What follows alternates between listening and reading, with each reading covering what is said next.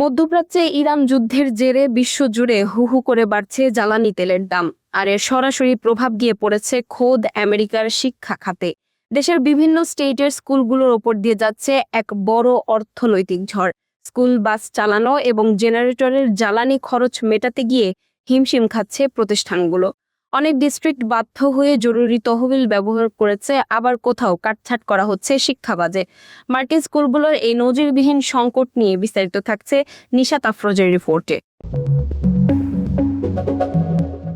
আমেরিকার school ডিস্ট্রিক্টগুলোর budget এমনিতেই নানা কারণে চাপে ছিল। তার উপর নতুন ধাক্কা হিসেবে এসেছে ইরান যুদ্ধের কারণে ডিজেলের লাগামহীন মূল্যবৃদ্ধি।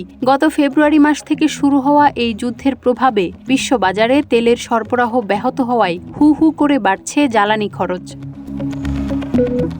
গত ডিসেম্বর থেকে মে মাসের মাঝামাঝি পর্যন্ত যুক্তরাষ্ট্রে ডিজেলের গড় দাম প্রায় ৬৭% বেড়ে প্রতি গ্যালন $৫.৫ ছাড়িয়ে গেছে। ক্যালিফোর্নিয়ার মতো অনেক জায়গায় এই দাম গ্যালন প্রতি $৭-এও ঠেকেছে।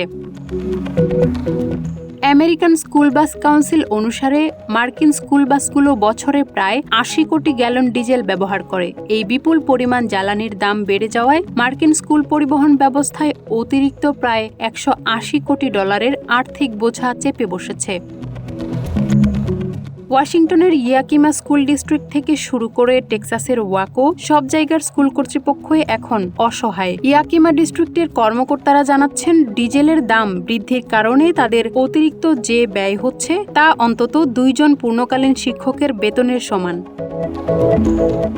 পরিস্থিতি এতটাই বেগতিক যে সংকট সামাল দিতে প্রায় ১/৩ স্কুল ডিস্ট্রিক্ট অন্যান্য মূল একাডেমিক খাত বা প্রোগ্রাম থেকে টাকা সরিয়ে ডিজেলের পেছনে খরচ করছে, আর প্রায় ২০% স্কুল ব্যবহার করছে তাদের আপৎকালীন বা রেইনি ডে ফান্ড।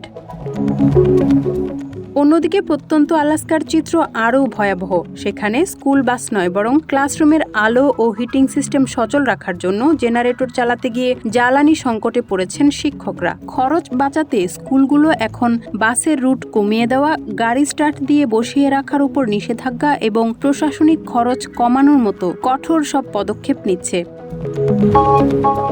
বিশ্লেষকরা সতর্ক করে বলছেন, এই যুদ্ধ দীর্ঘস্থায়ী হলে মার্কিন স্কুলগুলোর পক্ষে এই বিপুল আর্থিক ক্ষতি সামাল দেওয়া অসম্ভব হয়ে পড়বে, যা শেষ পর্যন্ত শিক্ষার্থীদের পড়াশোনার উপর মারাত্মক নেতিবাচক প্রভাব ফেলবে।